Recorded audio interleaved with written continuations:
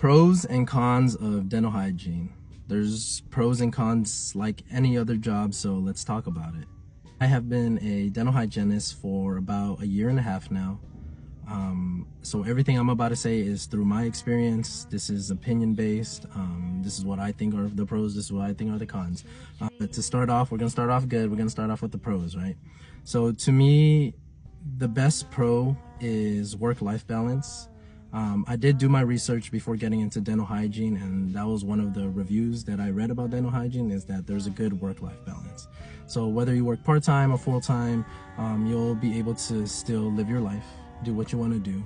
So this past year and a half, I've been working full-time, but I've already traveled to like Japan, Vegas, Hawaii, things like that, even take little weekend trips. Another pro is pay. It varies. So I'm based in California, and honestly, California is a little weird. Depends what city you live in. The cost of living, of course, is different in every city. So from my experience, I think you can get pay from like 40 all the way up to like over 70.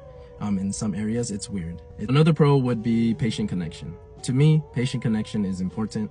As a dental hygienist, you do a lot of one-on-one time with patients. So to me, I'm very personable, I'm very outgoing, so I like to talk to patients one-on-one, and that's just me. And lastly, I think dental hygiene is very rewarding. There's no better feeling than making a patient smile.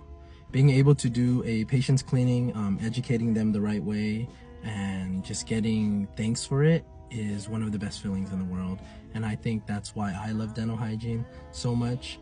Let's talk about the cons now. One of the biggest cons that everybody hears is physical health and stress on your muscles, right? So through this year and a half, I've experienced some lower back pain, some hand pain, things like that. What I do now is hand strengthening exercises, and I make sure I go to the chiropractor at least once a month, or depending how I feel, like once every 2 months. And I just do that for precaution. I don't really do that because I'm hurting, because there's a lot of months where I'm not hurting, and it depends. You have to follow ergonomics, or you're going to feel that stress on your muscle. You're gonna feel pain. So it just really depends. You have to take the precautions in order to be safe, right? You don't want to regret it in the future. Another con I would say is finding an office that's right for you. The thing about dental is that each office does something differently, and not all offices are the same. So finding what's right for you, finding the right environment is going to be a little difficult, because you have to make sure it works for you. Other con would be toxic work environment.